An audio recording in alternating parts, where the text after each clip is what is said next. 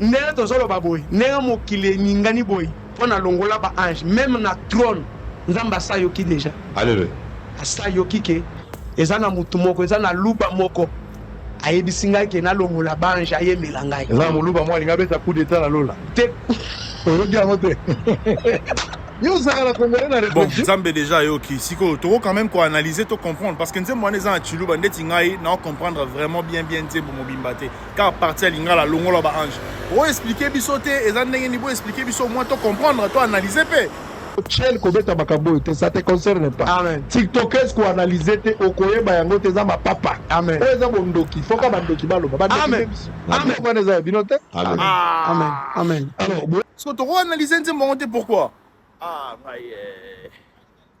bon ba pexi biso to analyser hein tiktokes koanalyse te okoyeba yango te eza mapapa Amen. oyo eza bondoki foka bandoki baloba Amen. Amen. ah ba bomeli biso cop hein ba pexi biso to analyser biso ba to linga actualité pour to analyser ah cop ekufi hein